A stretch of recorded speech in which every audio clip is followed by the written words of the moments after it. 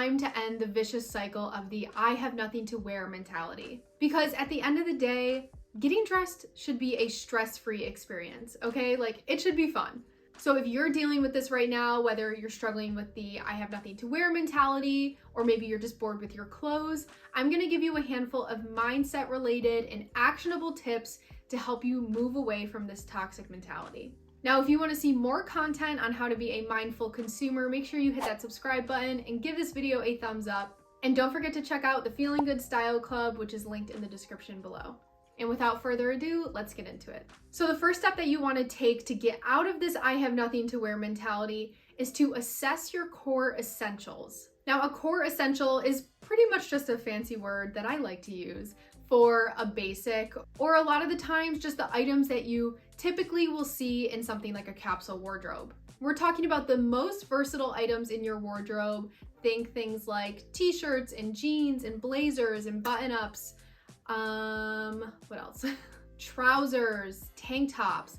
And oftentimes you're gonna find these things in neutral tones. Now, I know that basics and neutrals get a lot of hate on the internet, okay? Like, I see it all the time, I get it. But the reason that core essentials are absolutely crucial to solving that I have nothing to wear mentality is because of their adaptability and their longevity. Having items in your wardrobe that are able to adapt to different weather, different occasions, different aesthetics, different styling techniques, and that are also going to have a long lifespan in your wardrobe are the key to having a stress-free closet. Now, I want you to look at your closet and truly assess, do you have enough core essential items to act as a strong base when you are picking out your outfits? Or is your closet full of really trendy, really niche pieces? Now, to be clear, I think that personality pieces are crucial for any type of wardrobe. Like, they are very important. But there is a big difference between trendy pieces and personality pieces. A trendy piece is often something with a really short life cycle. It's something that a lot of people typically impulse buy, just saying. And a personality piece is something that has a little bit more expression to it, whether it's a unique color or print or pattern or silhouette, but you're still able to navigate it throughout a majority of the other pieces in your wardrobe. Whereas trendy pieces often don't do well, or they don't get along, I should say, with other pieces in your wardrobe. And if your closet is full of trendy pieces, then it would totally make sense why you're struggling with what to wear. Now, maybe you're thinking like basics are really boring and I don't really like neutrals or whatever the case may be, but it's not about the individual piece that makes them boring, okay? It is about how you style it. Yes, like a white t-shirt doesn't have much flair to it, but when you pair it with other items that are gonna help it stand out, or maybe that the white t-shirt is going to help kind of act as a sidekick to, your outfit is bound to be anything but boring. But that's a video for another time. So if you feel like you have enough core essentials in your closet, then that is great. If you feel like you have enough to build a strong base with your outfit, fantastic. The next few tips are definitely going to be a little bit easier for you to implement. But I do want to have just a quick chat with my friends who have closets that are full of really trend-centric pieces, wear it once and never again type of items. This will be super quick, I promise. If this is not you, feel free to skip ahead with the timestamps down below. So if your closet is full of super trendy, I'll say it, Shein-like pieces, or if it's filled with just very niche specific items that you wear typically once and never again, or maybe you impulse bought, you have fallen victim to the massive pressure to overconsume from brands like Shein and so many other ones that I don't care to name, truthfully. So if you feel like this is you and you are just at your wit's end with your closet and never have anything to wear, just remember that it's a marathon, it's not a sprint.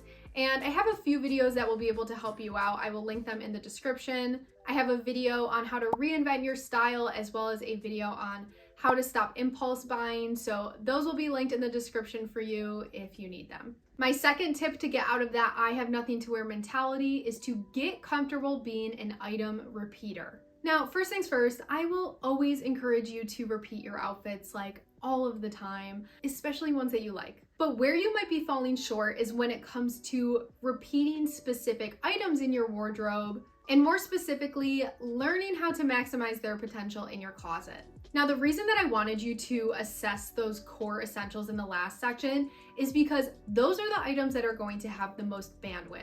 And what this exactly means is that they have the ability to be maximized to the greatest extent, okay? Like so many different occasions, so many different aesthetics, their potential is limitless. So the more core essentials that you have, the more bandwidth that each individual item is going to have, and that ultimately means that your closet is going to have a ton of bandwidth. Now, just so you can get an even clearer understanding on what exactly I'm talking about, I want to show you an example from a previous video I did where I styled a midi dress in a bunch of different ways. I'll link it above here if you want to watch it because it's a really great example of how you can take one core essential piece and repeat it across a variety of aesthetics, a variety of styles suited for different occasions, and at the end of the day, never getting bored of that one item. So if you are somebody that we talked about in the last step that has a lot of those trend-centric items, this might be a little bit difficult for you because eventually you're going to get to the point where you have all of these really trendy items in your closet and you're like, well, I've already done that with that and this with that, and I don't have any other room for creativity. And that is ultimately going to lead to boredom and to that I have nothing to wear mentality. This is why it is so important to be an item repeater and also to make sure that you have the right item repeating clothes in your closet that are going to perform the best and have those limitless opportunities. So this kind of goes into my next tip, which is making sure that you're holding creative space for yourself. I think that where a lot of people get lost when it comes to their style and just dealing with all the items in their wardrobe is not allowing the creativity inside of you to actually flow. This is something that I really struggled with for a while, and honestly, I think it was because I just didn't allow myself the time to be creative with my wardrobe. Like I didn't set aside self-care time essentially during the week to play dress up and test new things out in my wardrobe, or maybe I didn't set up enough time to give myself in the morning when getting dressed and make sure that I had enough time to get creative with what I wanted to wear. And honestly, it is a form of self-care. Like I think holding creative space for your wardrobe is essential to help maximize its potential and also to essentially get out of any type of block that you're having with your style. Now listen, if you don't think that you are a creative person, I totally get it. I have gone my entire life with this identity of being somebody who's just not creative. I have a very analytical brain, a very strategic type of brain that doesn't allow for much outside the boxes, which after some self-reflection, I have since realized that that is not true. And I personally love challenging myself and expanding my creativity within my style. Any other part of my life, not super creative, but when it comes to my wardrobe, it is almost like an outlet for me.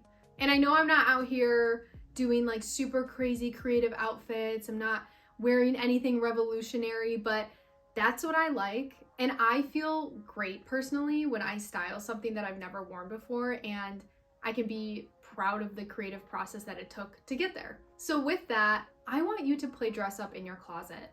I want you to find some time, whether it's this week, whether it's next month, pencil in some time on your schedule to set aside just an hour of time for you to play dress up in your wardrobe. I know life is busy. I know we all have stuff going on. I know jobs are crazy. People are working 50, 60 hours a week. I know some of us have kids.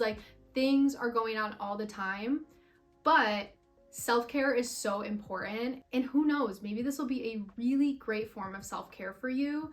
And it's something that's going to help you in the long term, because the more you play dress up with your wardrobe, the more you're going to be able to see its possibilities and the opportunities for you to kind of just feel your style even deeper. But I want you to understand that if you allow yourself to get out of the box, even if it's an inch outside of the box, those nothing to wear moments are going to be infinitely easier to manage when you trust that you have the style skills to make something new out of your existing clothes. The next tip that I have for you is to create 3 base formulas to have on hand. Sometimes getting started is truly the hardest part of putting an outfit together. So obviously we know an outfit formula, which is very, very helpful when getting dressed, but I want to talk about having a base formula, which is even more simplified than an outfit formula. A base formula is simply just a set that will help you jumpstart your outfit. It can be as simple as your favorite t-shirt and your favorite pair of jeans. It could be your favorite dress and your favorite pair of flats. Like, it's typically 1 or 2 items, it's nothing crazy, but it's something that you can use essentially as the art easel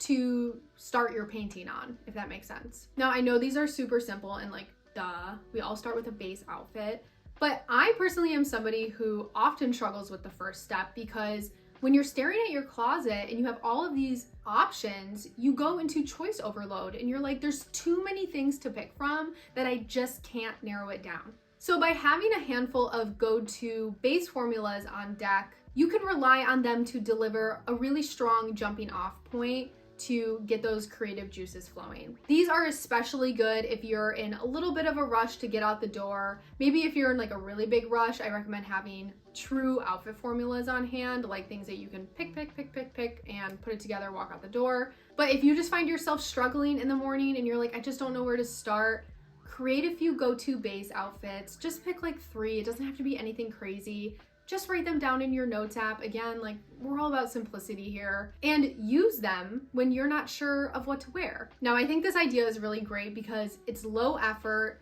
It's only gonna take you, I don't know, probably like 20 minutes or so to come up with a couple of base formulas.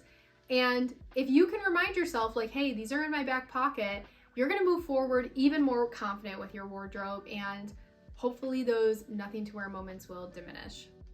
All right, you guys, that is the end of the video. I would love to hear your thoughts on the struggle of having nothing to wear, like if it's something you've experienced or if you have any tips on how to solve it. So leave a comment down below. I would love to hear about it. As always, thank you so much for watching. I am so appreciative of your support, and I will see you guys next time. Bye.